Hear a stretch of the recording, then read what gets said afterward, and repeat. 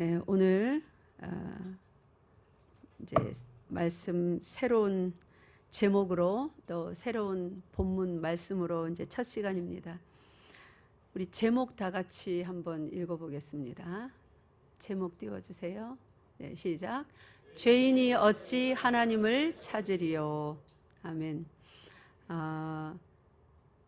하나님을 모르는 죄인, 이제 하나님을 모르고 자기 마음대로 사니까 죄인이겠죠. 그 자연인 상태의 죄인이 스스로 하나님을 찾을 수가 있을까요? 네? 그 자신이 없으세요.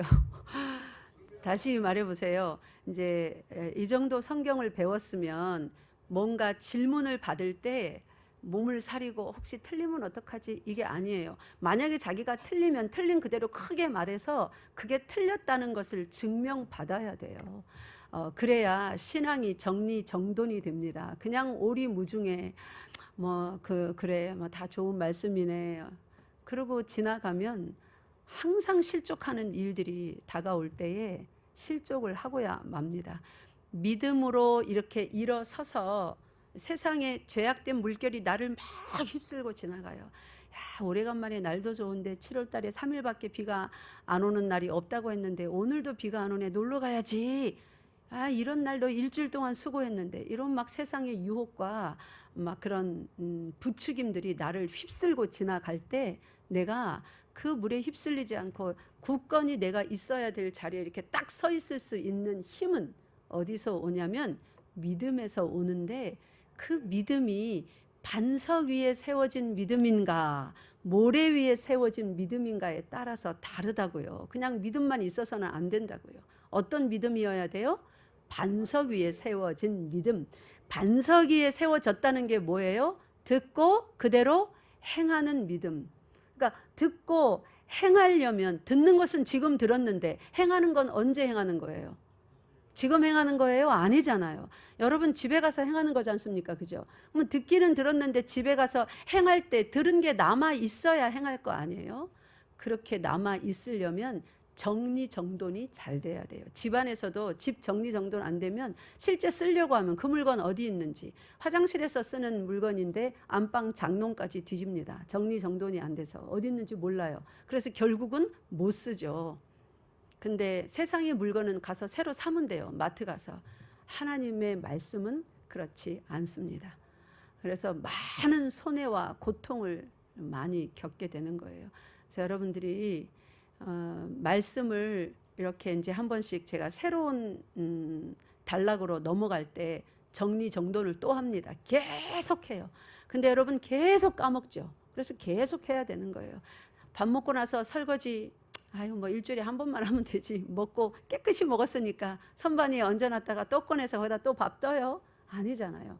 밥그릇도 하물며 매일 씻는데, 여러분 영이라는 그릇은요, 예수 그리스도를 담고 그의 말씀을 담고 우리의 믿음을 담고 있는 영은요, 우리의 심령은요, 그거보다 더 열심히 씻어야 돼요. 그래 때가 끼지 않습니다. 그러니까 이렇게 정리정돈할 때 맞았건 틀렸건 한번 대답해 보세요. 틀리면 내가 틀렸다는 게 명확하게 돼야 그 다음에 정확하게 기억에 남는 것입니다. 자, 죄인으로서 그냥 자연인 죄인 말이에요. 세상에 태어나서 그냥 나름대로 열심히 살아가는 자연인 죄인. 우리 어린이들도 한번 많이 배웠으니까 대답해 보세요. 죄인으로서 하나님을 스스로 찾거나 깨달아 알 수 있을까요? 예, 절대로 없습니다. 죄인으로서는 하나님을 찾을 수가 없는데, 성경은 그 죄인들에 대해서 뭐라고 말하냐면, 여러분 시편 14편 펴보세요.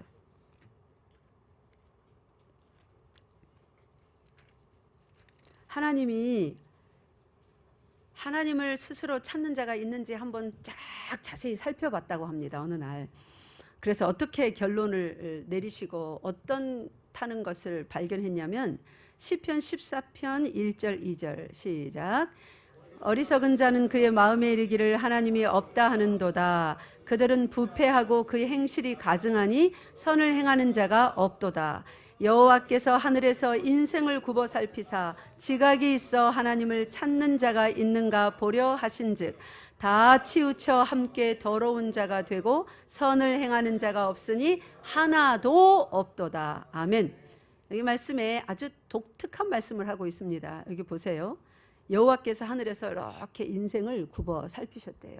서창도 보고 덕계도 보고 울산, 언양, 또 어디 있나 스리랑카, 필리핀 다 봤대요. 그렇게 보니까 지각이 있어 하나님을 찾는 자가 있는가 보려 하신즉, 지각이 있어서 하나님을 찾는가 보려 하신즉, 그런 사람이 있었습니까?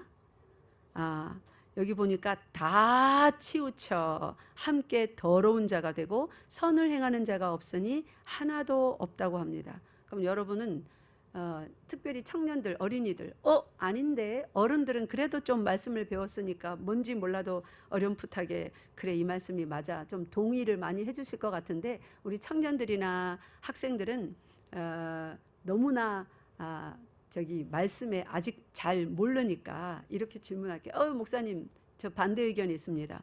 아니, 선을 행하는 자가 없다뇨.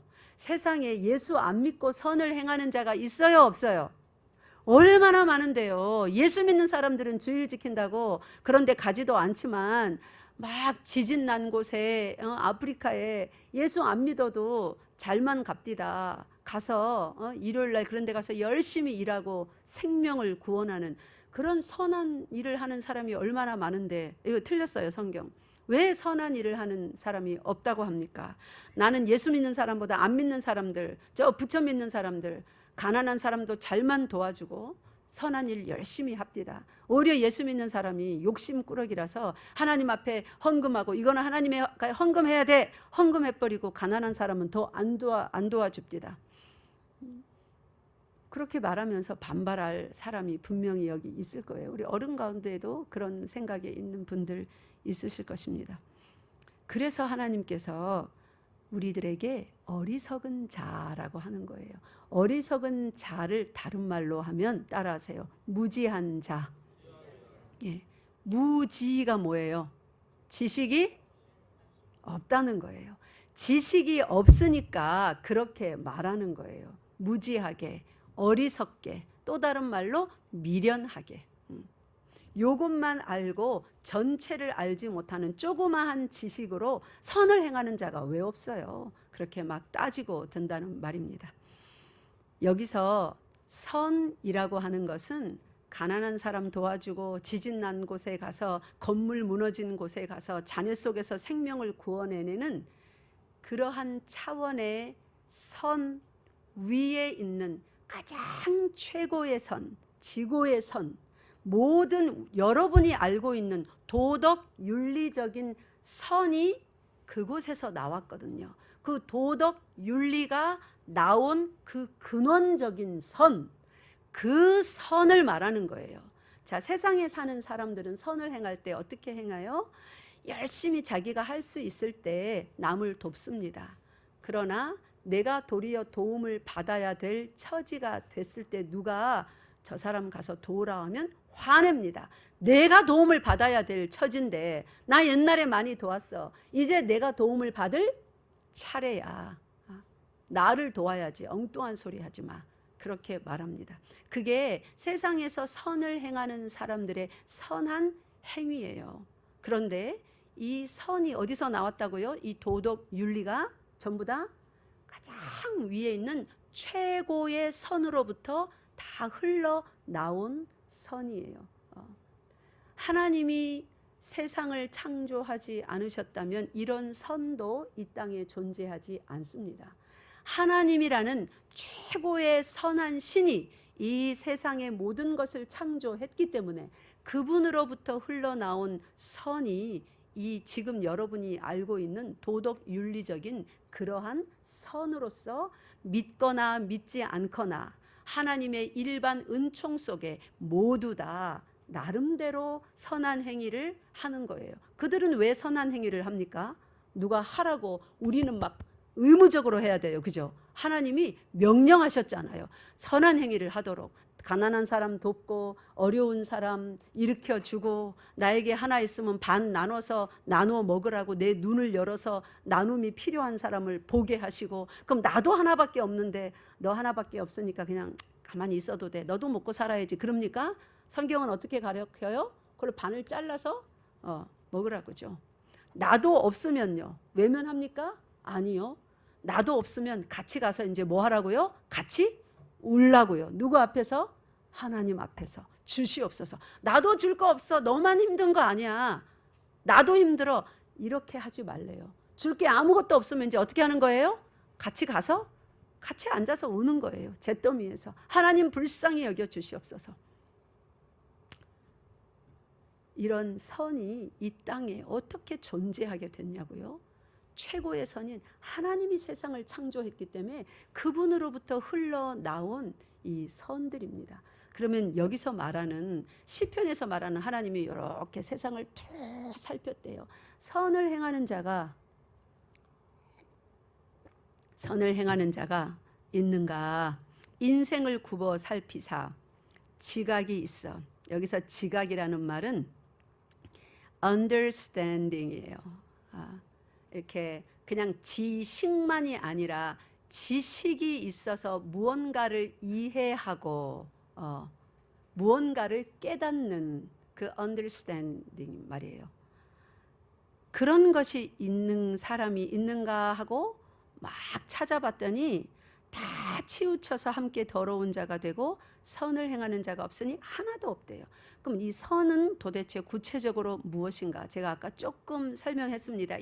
여기서 말하는 선은 우리가 알고 있는 윤리 도덕이라는 이 제일 밑바닥의 선, 일반 인총 속에 속한 선이 아니라 이러한 선이 속해 있는 무슨 선요? 따라하세요. 최고의 선, 완벽한 선, 완전한 선, 그 선을 행하는 자를 말하는 거예요. 그럼 1절로 올라가 봅시다. 1절에 보면 여기 있어요. 시작. 어리석은 자는 그의 마음에 이르기를 하나님이 없다 하는도다. 그들은 부패하고 그의 행실이 가증하니 선을 행하는 자가 없도다. 아멘. 1절에 의하면 선을 행한다는 게 구체적으로 뭔지 1절에 나와 있어요. 자, 선을 행하는 게 뭡니까? 1절에 보니까 뭐 어떻게 하면 선을 행하는 거예요? 예, 하나님이 계신다. 하나님이 계신다. 이 땅에 살아가면서 이 천하 만물을 보면서 자신이 선을 행하면서 이 선한 마음을 누가 주셨는가? 하나님이 주셨다. 이 모든 천지를 하나님이 창조하셨다. 그러기에 내가 행하는 선도 내가 착해서가 아니라 누구 때문에? 선한 하나님이 계시기 때문에 그분으로 말미암아 내가 선한 행위를 할 수 있다. 그러니까 내가 선을 행하면서 나라에서 나를 왜 상을 안 주나? 내가 이렇게 선한 행실을 하는데 그게 아니라 내가 선한 행위를 하면서 선한 행위를 하는 이 자체를, 이 마음과 이 행위 자체를 인하여 누구에게 감사해야 되는 거예요? 하나님께 감사해야 되는 거예요. 이것이 선한 거예요. 하나님이 계신 것을 인정하며 그분 때문에 내가 선한 행위를 하는 거예요. 그래서 여러분, 교회에서 봉사하면서 설거지하고 뭐 바닥 쓸고 닦고 나가서 전도하고 이러면서 그걸로 상 받을 줄로 생각하지 마세요. 그걸로 교회 안에서 뭐 전도 많이 했다고 전도왕 금배지 이렇게 달아줄 거라고 기대하지 마세요. 여러분의 그 모든 선한 행위를 하고 있는, 내가 어쩌다가 교회 와서 우리 집도 잘 안 치우는데 교회 와서 이 큰 예배당을 이렇게 다 빗자루로 쓸고 있는가? 참 하나님의 은혜가 감사하다. 최고의 선, 완벽한 선이신 하나님의 그 마음이 어디로 흘러 들어온 거예요? 내 정신으로, 내 마음으로. 그래서 이 마음, 여러분 마음 먹은 거 행동으로 다 옮깁니까? 행동으로 몇 프로 옮겨요? 우리 현석 형제 마음 먹은 거 행복이 아니라 행동으로 몇 프로 옮기고 삽니까? 갑자기 정신이 막 그냥 막 헷갈리죠. 그런 거 생각을 안 해봐가지고 저는 마음 먹은 거 행동으로 몇 프로 옮기나 보니까 한 30% 되려나? 생각은 잔뜩 많은데 행동으로 나오지를 못해요. 근데 여러분이 그 선한 행위를 내 행동으로 한단 말이에요. 그리고 선한 말을 내 입으로 한다는 말이에요. 그 사람의 행위를 봐서는 내가 그렇게 말 안 하고 싶은데 내가 언제 그렇게 말하고 있는 거예요. 그래서 와, 내가 지금 이런 행위를 하네. 아무도 없는 예배당에 와서 쓰레기통이 꽉 찼는데 아이고 이 쓰레기통 안 비우고 뭐해. 이게 아니라 내가 그거 비우고 쓰레기통까지 닦고 있는 거예요. 하나님이 복 주시겠지. 이게 아니라 내가 어떻게 이렇게 하는 사람이 되었나. 하나님의 선한 마음과 생각이 누구에게 흘러들어온 거예요? 나에게 들어왔구나. 하나님의 은혜가 참으로 감사합니다. 쓰레기통 옆에 무릎 꿇어야죠. 화장실 변기 닦다가 그 옆에 무릎 꿇어야죠. 변기 닦다가 쓰레기통 닦다가 목사님 오늘 지금 갑자기 한번 오시면 좋은데 안 오시나. 매 아프다고 집에만 있고 한 번도 안 오네. 제가 옛날에 그랬어요. 교회 막 청소하면서 이때 말이야 전도사님이 한 번쯤 등장해 주셔야 되는데 시계 무슨 요리야. 꼭 올만한 날에 가서 닦아요. 계산해서 닦습니다. 내가 청소하는 걸 한 번쯤 봐주셔야 되거든요. 누구든. 근데 아무도 안 오는 거예요. 얼마나 짜증이 나는지. 근데 어떤 사람이 청소하는데 마침 목사님이 오셔서 보시고 칭찬해 주고 아이스크림을 사줬대. 화가 막 부글부글 나는 거예요. 제가 그러고 살았어요. 네, 나중에 깨닫고 보니 제가 한 번씩 말하잖아요. 옛날에 저 한국에 처음 이제 미국에서 와서 이렇게 잠시 봉사하였던 교회에서 제가 자청해서 화장실 청소를 맡았거든요. 우리 이장모님 가는 데마다 화장실 청소 먼저 한다는데 저도 그랬습니다. 참 같은 복을 받으셨네요. 저도 가는 데마다 제일 더러운 곳, 사람들이 기피하는 곳을 그냥 스스로 찾아서 했어요. 그때는 제가 참 거룩해서 믿음이 좋고 겸손하고 제대로 된 성도라서 그런 줄 알았어요. 근데 참 그게 잘못된 생각이었더라고요. 하나님의 그 최고의 선한 성품에서 그 마음이 내게 하나님께서 은혜를 주셔서 조금 흘려보내 주어서 제가 그런 생각을 할 수 있었던 거예요. 그래서 그 교회 가서도 화장실이 누런 거 있죠. 쇳물 뭐 암모니아로 물들고 막. 그래서 저는 원래 그게 녹물이라서 안 닦이는 줄 알았는데 닦으니까 우리 교회 화장실처럼 깨끗하게 되더라고요. 그 교회가 설립된 지 제법 되는 화장실인데 오랫동안 그렇게 더럽게 있었나 봐요. 그래서 깨끗하게 닦아놓고 이제 매일매일 교회 가면 화장실부터 체크합니다. 거기는 내 나와바리거든요. 맨날 체크해서 휴지 떨어지면 갖다 놓고 이제 화장실 청소를 교회에서 아무도 지정을 안 해주더라고요. 내가 하니까. 그래서 어느 날 주일 아침인데 화장실을 또 깨끗이 그 교회는 주일 새벽기도가 있었거든요. 청소하고 얼른 준비해서 그러니까 5시, 6시에 청소 마치고 얼른 준비해서 9시에 주일학교 하려고 내려갔더니 화장실이 오물이 가득한 거예요. 누군가 막 난장판을 만들어 놨어요. 큰 거 작은 거. 그래서 화가 머리 끝까지 치밀었습니다. 어느 놈이 말이야. 이렇게 놨어 하고 막 치우면서 지금 주일학교 예배 인도해야 되는데 지금 또 땀 뻘뻘 나면서 락스 부어가면서 양복 입고 왔는데 다베리게 생긴 거예요. 그럼 막 화를 내면서 화장실을 청소하고 있는데 하나님께서 제 마음에 질문하시는 거예요. 너는 지금까지 화장실을 왜 치웠니? 화장실 치운 이유가 뭐니? 그 화장실 치운 이유가 내 성격이 못돼 먹어서 깨끗한 거를 보기 원하니까. 첫 번째, 나도 화장실 가니까요. 화장실 더러운 거 제일 싫어하거든요. 나도 화장실 가니까 나도 편해야 되니까. 두 번째, 내가 이런 사람이야. 교회 안에서. 나는 이런 거를 다 깨끗이 치우는 이런 거를 보는 눈이 있고 이런 거를 지키지 않아도 나는 하는 사람이야 하는 그런 어떤 의가 내 속에 있더라고요.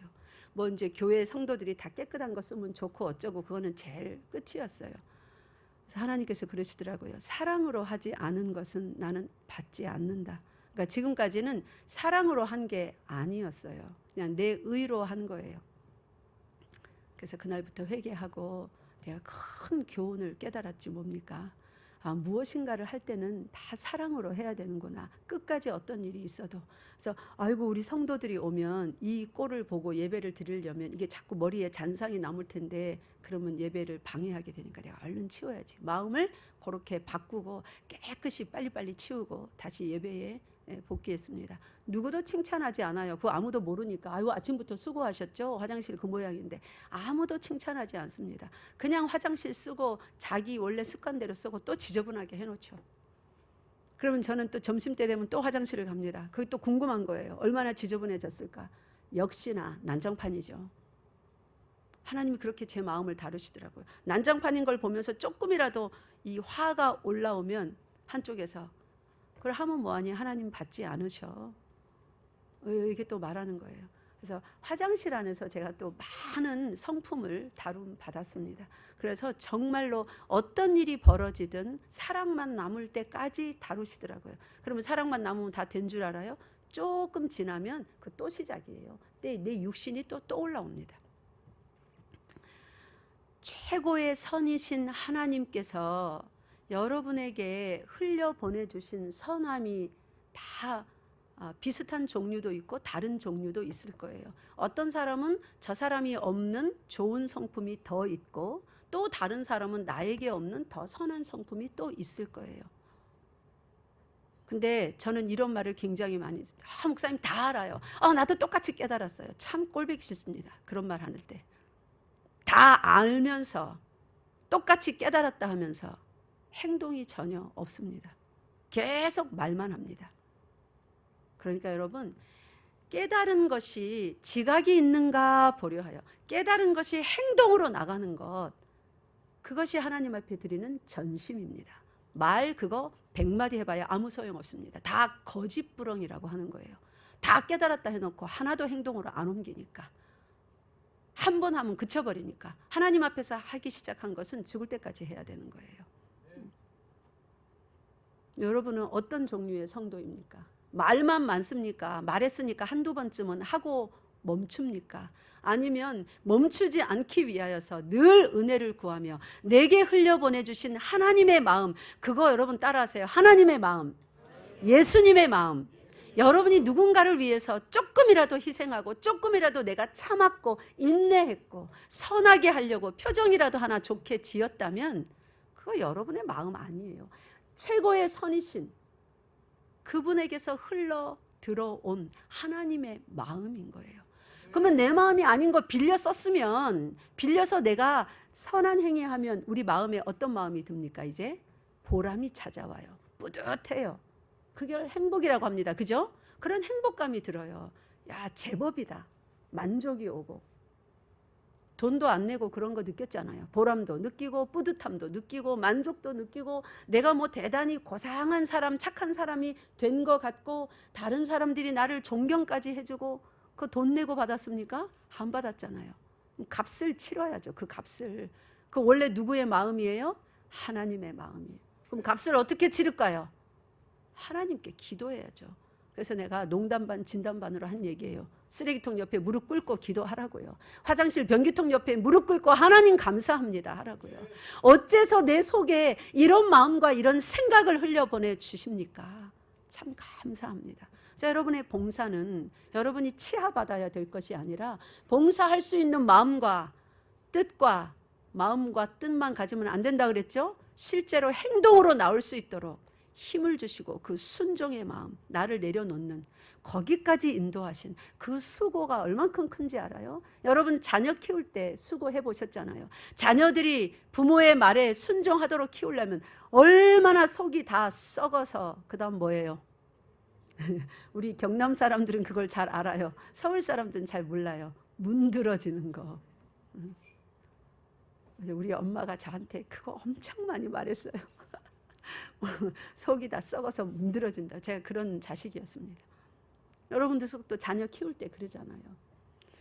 우리가 그렇게 선한 행위까지 하도록 그 자리에 세우는데 우리 하나님의 속은요. 성경에 보면 우리가 이해할 수 있는 언어로 성경을 적었기 때문에 이런 표현이 다 있습니다. 하나님이 뭐 하신다고요? 후회하신다고요. 하나님이 후회 같은 거 하실 분입니까? 하나님에게는 후회 같은 거 없습니다. 그런데 왜 그렇게 적은 거예요? 내 속이 다 썩어서 문드러졌다 그 말이에요. 우리가 이해할 수 있는 표현으로 적으려니 그렇게 적는 거지. 그래서 인생을 굽어 살피니까 그 지각이 있는 인간이 하나라도 있는가. 그들이 그런 종류의 알고 있는 윤리 도덕의 선을 행할 때 이 선한 마음이 어디로부터 흘러온 선인가? 최고의 선인 하나님, 창조주, 조물주가 계시는구나. 참 감사하다. 이 마음 더 주시옵소서. 내게는 악한 마음도 있습니다. 이 마음 제하여 주시고 온전히 하나님의 마음 주셔서 내가 하나님 닮게 하옵소서. 그렇게 무릎 꿇는 자가 있는가? 없는 거예요. 하나님이 없다 이러는 거예요. 오히려 내 주먹을 믿으라 그러는 거예요. 미련하고 어리석은 소리 하지 마라. 이것이 사람들입니다. 자, 그러면 오늘 본문에 와봅시다. 오늘 본문 13절에 보면 누구든지 주의 이름을 부르는 자는 구원을 받으리라. 그 아멘을 아무도 안 하시네. 다시 누구든지 주의 이름을 부르는 자는 구원을 받으리라. 네. 믿습니까? 누구든지가 누구예요? 이제 우리는 누구든지가 누군지를 좀 잘 알아야 돼요. 이거를 잘못 이해하니까 만인 구원설이 나오는 거예요. 세상의 모든 사람을 하나님은 구원하셨다. 성경에 봐라. 누구든지 그 이름 한번 부르기만 하면 모든 사람 이런 표현이 성경에 나옵니다. 그래서 지옥은 없다 이렇게 말합니다. 여기에 보니까 누구든지 주의 이름을 부르는 자는 구원을 받으리라. 이 누구든지가 도대체 누굴까요? 여기 이제 아까 시편 14절에 보니까 우리가 확인했습니다. 하나님이 지각이 있는 사람이 있는가?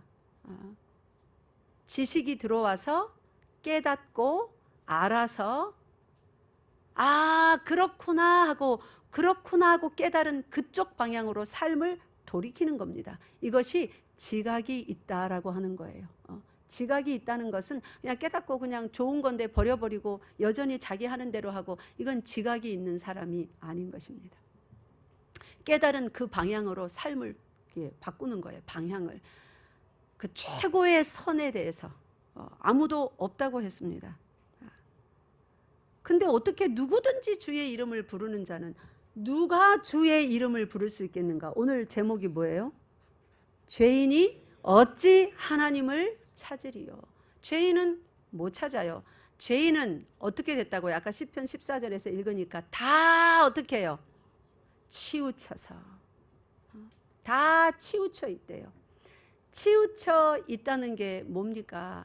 우리는 천지를 지으신 하나님 최고의 선한 분, 그 분 앞에서 하나님을 이렇게 바라보면서 거기에서 흘러나오는 모든 선과 생명의 빛을 받아서 하나님 앞에서 똑바로 걸으며, 똑바로 걷는다는 말은 뭐예요? 순종하며 사는 거예요. 그렇게 살도록 예정이 되어 있습니다. 이 각도에서 이렇게 오른쪽 왼쪽으로 이렇게 치우치는 것을 치우친다 그래요. 그럼 오른쪽 왼쪽은 뭐예요? 뭐 어떻게 되는 게 오른쪽 왼쪽으로 치우치는 거예요? 하나님이 주신 말씀 말고 다른 말씀이 있어야 되겠죠. 그죠? 내가 따라가는. 그게 어디서 나와요? 내 속에서. 내 의, 사람의 의, 자기 주장, 하나님이 없다 하는 이런 것. 거기에 이제 누가 유혹하고 부추기기까지 해요? 사단이 항상 유혹하고 부추깁니다. 그 길로 잘 가도록 치우치는 길로. 여호수아를 가나안이라고 하는 새 땅에 들여 보내실 때에 하나님께서 그래서 여호수아에게 뭐라고 명령하셨습니까? 또 모르시는구나. 그러면 또 증거를 보여드려야지. 여호수아 1장. 여호수아 1장 펴보세요. 이제 새로운 제목으로 말씀이 시작되니까 천천히 갑시다. 여호수아 1장 7절 다 같이 읽겠습니다. 여호수아 1장 7절 큰 소리로 읽읍시다. 시작. 오직 강하고 극히 담대하여 나의 종 모세가 내게 명령한 그 율법을 다 지켜 행하고 우로나 좌로나 치우치지 말라. 그리하면 어디로 가든지 형통하리니. 아멘. 율법을 다 지켜 행하래요. 그게 하나님 앞에서 하나님을 바라보고 그 말씀 앞에서 사는 똑바로 걷는 삶이에요. 그런데 여기 보니까 다 지켜 행하고 뭐 어떻게 하지 말래요? 좌로나 우로나 치우치지 말래요. 좌로나 우로나 치우치는 건 뭐예요? 하나님께서 주신 그 율법 외에 또 다른 법, 사람의 법, 사람의 주장, 지식, 의지, 경험, 그런 거요. 그렇게 치우치지 말라고요. 그렇게 안 치우치면 전부 다 하나님께서 주신 말씀대로 지켜 행하면 어떻게 된다고요? 어디로 가든지 형통. 뭐 만사형통이 모든 일을 형님을 통하여서 하는 거라면서요. 만사형통이라 여러분 그거 모르는가 봐. 아무도 안 웃는 거 보니까. 만사형통이 형님을 통해서 하는 게 아니라 모든 일에 막힘이 없이 전부 다 잘 되는 그러한 복이 임한다고요. 어떻게 하면요?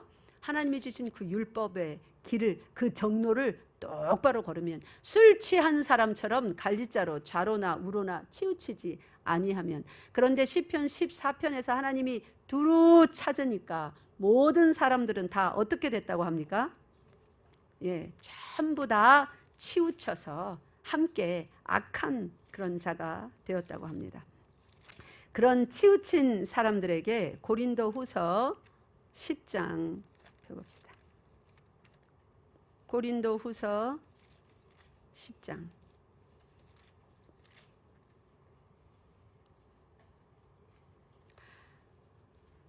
그런 치우친 무리들에서 우리를 건져 주셨습니다. 건져 주셨음에도 불구하고 우리가 좌로나 우로나 치우치는 그러한 경향들, 생각들, 마음들, 말들, 행동들이 있습니까? 없습니까? 여전히 있습니다. 그죠? 하나님은 위에서 우리를 딱 붙잡아서 이제 중심추가 예수 그리스도가 되었어요. 왕자리에 앉으셨으니까. 그래서 똑바로 걷게 하려고 하는데 우리가 자꾸만 힘을 오른쪽에다 실었다, 왼쪽에다 실었다, 내 의지대로 자꾸 이렇게 치우치게 하는 거예요.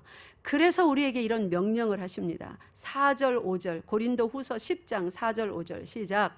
우리의 싸우는 무기는 육신에 속한 것이 아니요 오직 어떤 견고한 진도 무너뜨리는 하나님의 능력이라. 모든 이론을 무너뜨리며 하나님 아는 것을 대적하여 높아진 것을 다 무너뜨리고 모든 생각을 사로잡아 그리스도에게 복종하게 하니. 아멘.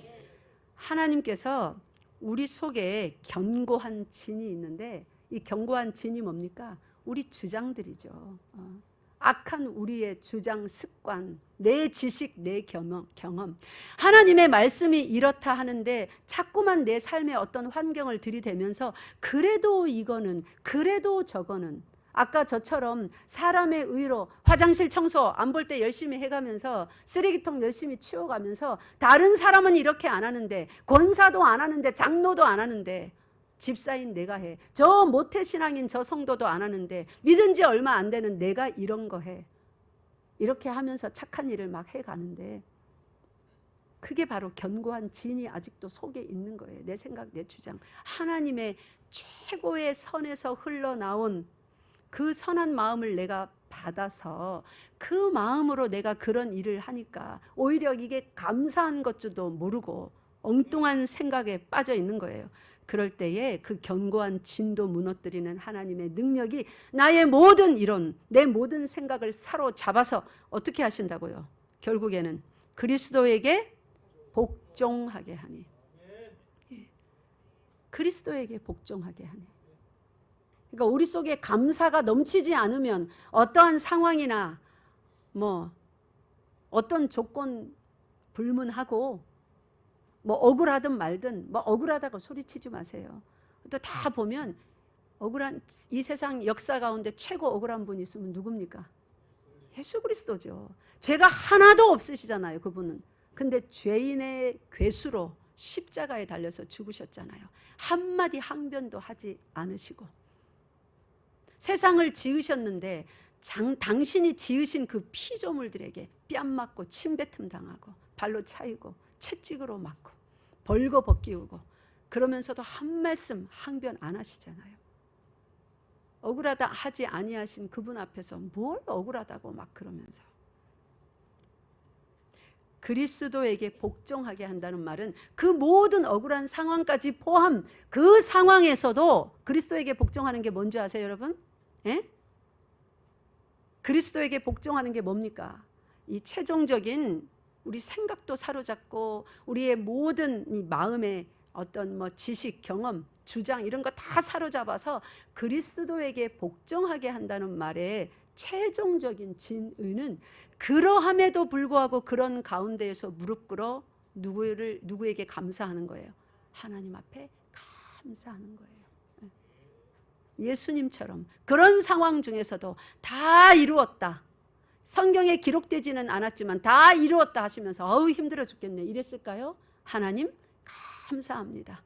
저를 통하여 하나님의 품으신 모든 뜻을 이루어 주신 하나님, 나에게 주신 모든 백성의 죄를 사하신 하나님, 하나님 참 감사합니다. 감사 기도로 내 영혼을 아버지께 맡기옵니다. 그리고 숨을 거두셨을 거예요. 모든 상황 중에 감사가 올라가는 것이 그리스도에게 복종하는 것입니다. 하나님은 우리가 그렇게 복종할 때까지 기다리시는 분이 아니라 마냥 여기 성경을 잘 보세요. 어떻게 하신대요? 모든 생각을 사로잡아 5절에 그리스도에게 복종하게 하니. 복종은 우리가 하지만 그렇게 하게 하는 주체는 누구입니까? 하나님이세요. 여기 4절에 보니까 그렇게 하는 게 뭐라고 나와 있어요? 하나님의 따라서 능력이라. 능력이라. 능력이라. 여러분과 저는 못해요. 어떻게 그런데 감사라가 나옵니까? 감사합니다가 나옵니까? 예, 못해요. 저도 안 되더라고요. 근데 하나님의 능력은 우리는 연약하지만 하나님의 능력은 그렇게 하게 하십니다.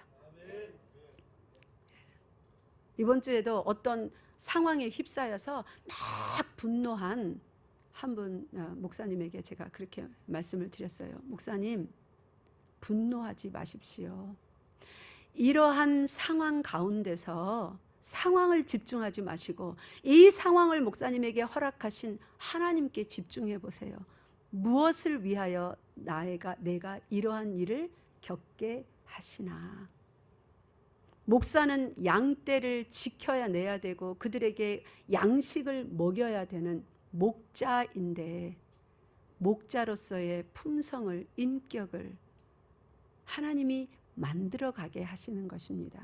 그게 바로 하나님 그리스도께 복종하게 하는 거예요. 가장 억울한 상황에서 큰 영광을 하나님께 올렸던 그리스도에게 복종하게 하시려고 그러한 상황을 그 목사님에게도 저에게도 여러분들에게도 하나님은 때때로 어떻게 해요? 펼쳐 놓으신 것입니다. 그럴 때에 여러분, 내가 어떻게 섬겼는데, 내가 어떻게 헌신했는데, 내가 이런 것도 하고 저런 것도 하고 이렇게 참았는데 그렇게 하지 마시라고요.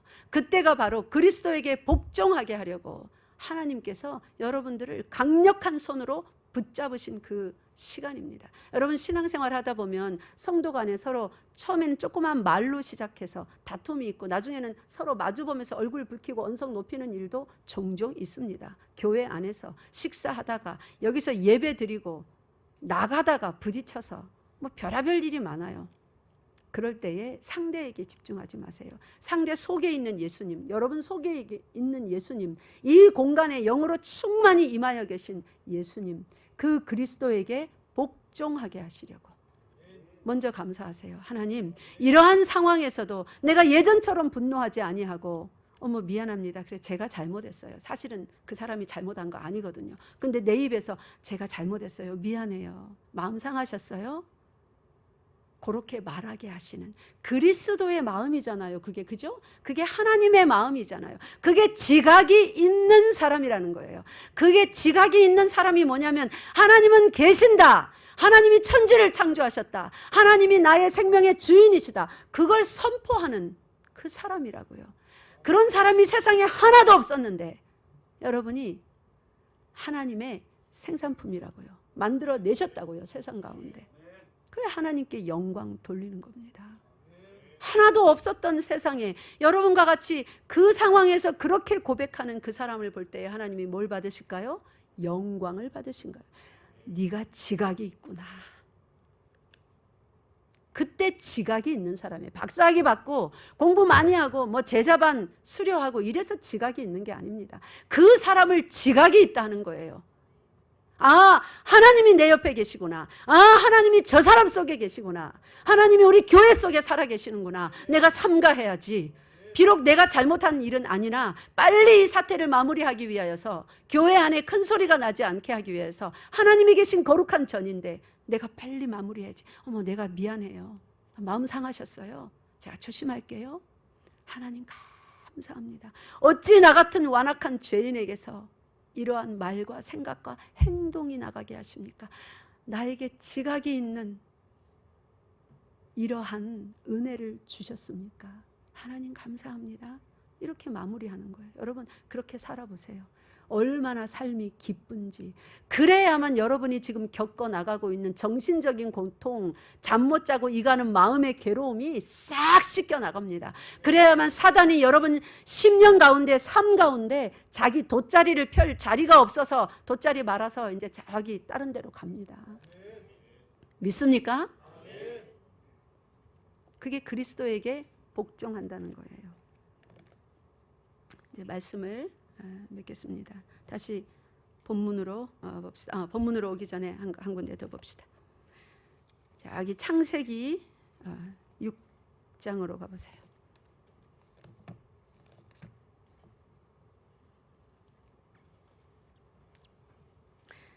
창세기 6장 1절부터 7절까지 우리 조금 빠른 속도로, 여러분 다 아는 것이니까 제가 크게 읽는 부분만 눈으로 좀 집중하면서 같이 읽겠습니다. 시작.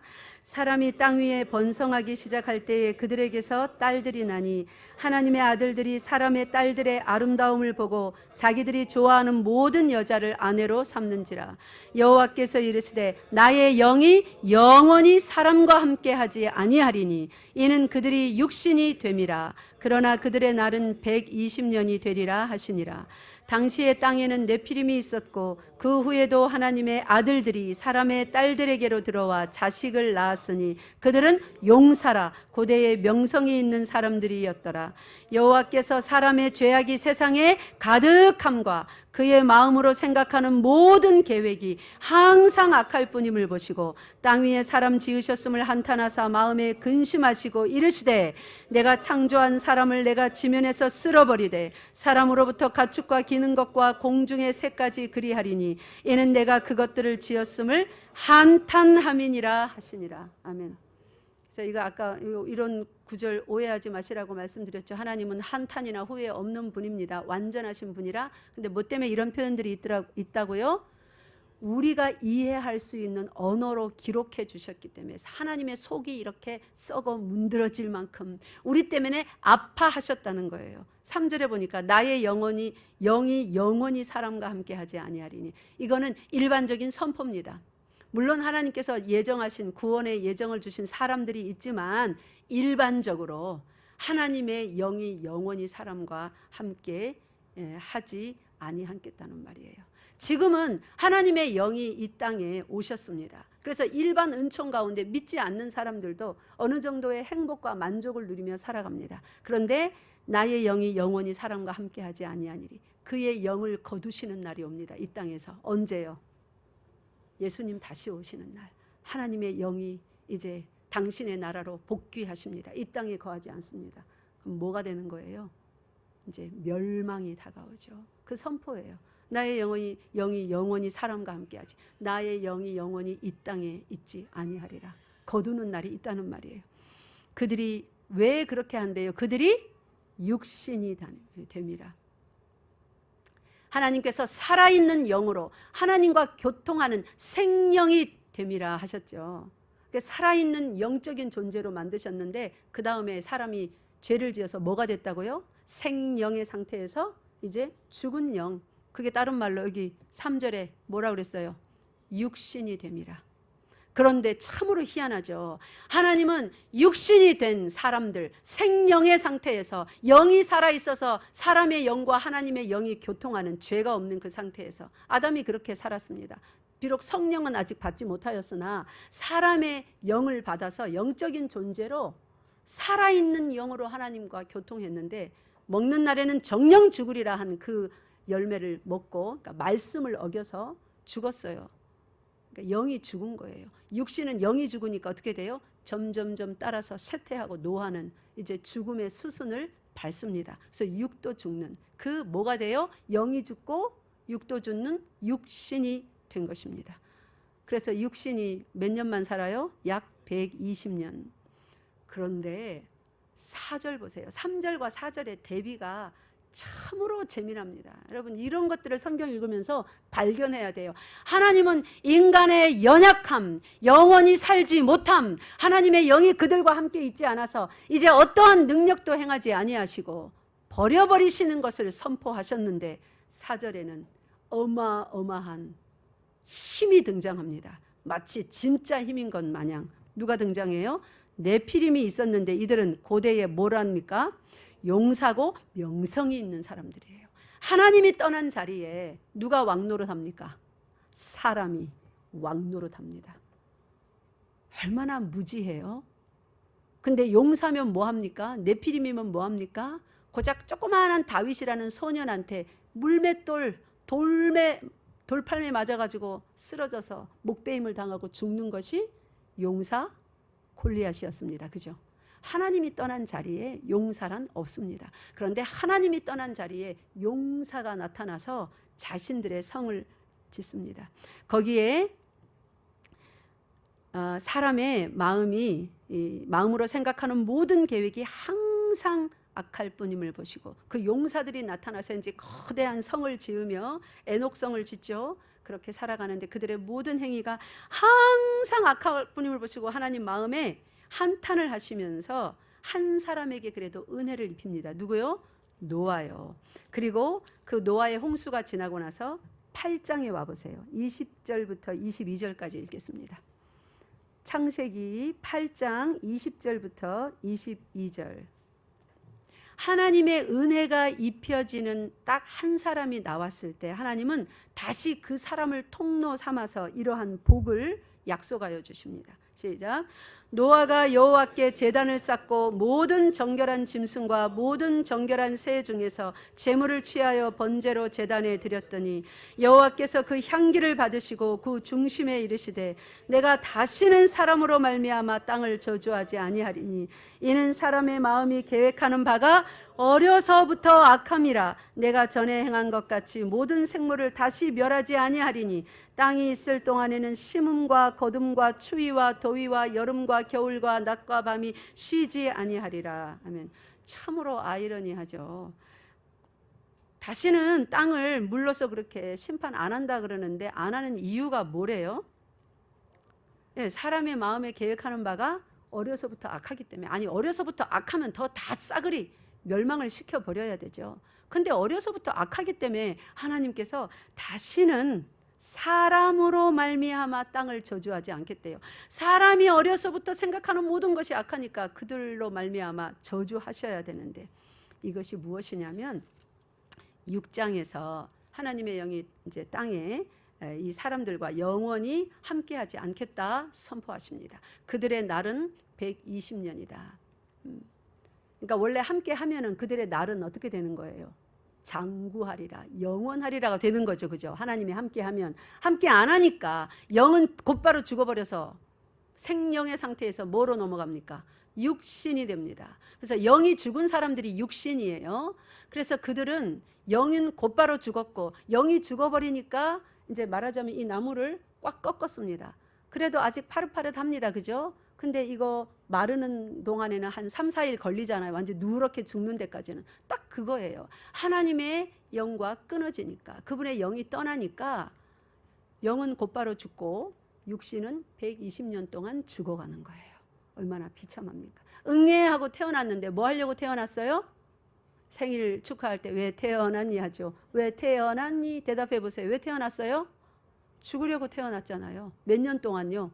120년 동안, 70년 동안, 80년 동안. 그게 인간의 비참입니다. 그런데 그 인간의 비참을 보시고 너희들의 상태가 이렇다. 지각이 있는 자가 단 한 사람도 없다. 의인이 단 한 사람도 없다. 그러면은 전부 다 죄인이잖아요. 죄인이면 어떻게 해야 돼요? 죄의 싹은 사망이다. 이것을 보이신 것이 노아의 홍수입니다. 죄의 싹은 그렇게 사망이에요. 그렇게 홍수를 끝내시고 나서 은혜를 입혀주신 딱 한 사람, 그 사람도 죽어야 되는데 노아는 하나님께 뭘 입었더라? 은혜를 입었더라. 그럼 노아는 하나님께 구원을 받았는데 뭐로 구원받은 거예요? 하나님의 은혜로 구원받은 것입니다. 믿습니까? 노아가 의로워서가 아니에요. 하나님의 은혜를 받았기에 그 다음 절에 노아는 당대에 뭐라고 나옵니까? 의인이라. 여러분들이 은혜를 받았기 때문에 구원의 은혜를 우리는 우리 당대에 뭐라고 불림받습니까? 의인이라고 부름받습니다. 믿습니까? 그래서 하나님께서 모든 사람의 생각이 어려서부터 악하니까 사람으로 말미암아 저주하지 않겠답니다. 원래는 아까 노아 홍수처럼 사람으로 말미암아 뭘 받아야 돼요? 홍수의 저주를 받아 다 죽어야 돼요. 노아까지도. 그렇기 때문에 사람으로 말미암아 저주하지 않겠다고 하십니다. 하나님의 은혜를 입은 사람, 그 사람을 보내서 그의 모든 죄를 다 짊어지고 이 악한 어려서부터 악한 사람들의 모든 죄를 다 짊어지고 그 몸에서 그의 죄값을 해결하시고 구원의 길을 내시겠다는 그 약속을 노아의 제사를 받으시고 여기서 하는 것입니다. 누구든지 주의 이름을 부르는 자는 구원을 받으리라. 자, 노아 얘기까지 했습니다. 세상에 어려서부터 모든 생각이 악하고 하나님의 말씀의 기준을 딱 세워졌는데 이 율법대로 행하지 못하고 좌로나 우로나 다 치우치는 이 사람들 중에 누구든지 하나님을 찾을 만한 사람이 있습니까? 그의 이름을 부를 수 있습니까? 구원 받을 수 있습니까? 없습니다. 오늘 말씀은 여기서 마치겠습니다. 누구든지 주의 이름을 부르는 자는 구원을 받으리라. 오늘 제목, 죄인이 어찌 하나님을 찾으리요? 찾을 수 없다. 아무도 하나님의 이름을 부를 수 없다. 이 제로 상태에서 이제 그 다음 시간, 다음 주에 말씀 이어나가겠습니다. 이 제로 상태에서 완전 비참의 상태, 태어나서 응애했는데 70년, 80년 동안 죽음을 향하여 죽으려고 태어난 이 인생들을 어떻게 하나님이 우리가 주의 이름을 부르게 하셨으며 구원을 받게 하셨는가? 어떤 은혜를 입히셨는가? 우리가 아직 말씀 서론만 들었지만 여러분 충분히 어떤 은혜를 받았는지 마음에 깨달아졌을 줄로 믿습니다. 한 주간 살아가면서 여러분이 어떤 선을 행할 때에 선을 행함으로 칭찬받으려는 기대하지 마세요. 선을 행하는 자체가 뭡니까? 선을 행할 때 첫 번째로 기억하세요. 하나님의 마음이 내 속에 들어왔구나. 빌립보서 2장에 그리스도의 마음이니 너희 속에 이 마음을 품으라. 무슨 마음요? 그리스도의 마음이니. 그리스도의 마음이, 신의 마음이, 신의 성품이 내 속에 들어왔구나. 내 생각 속에 그분의 생각이 임했구나. 하나님 감사합니다.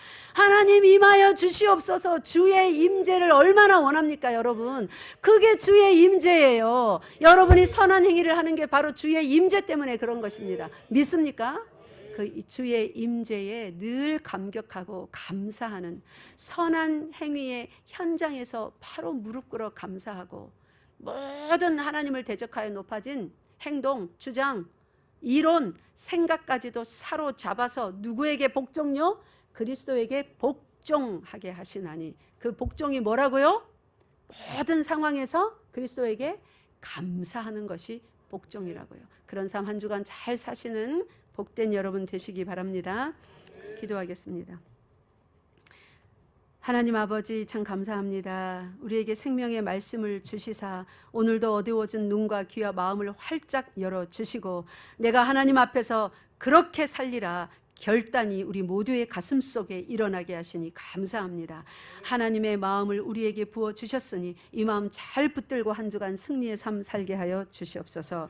우리 모든 성도들의 기도에 하나님께서 들으시고 응답하시는 그 복이 있게 하여 주시옵소서. 우리 주 예수 그리스도 이름으로 기도드리옵나이다. 아멘.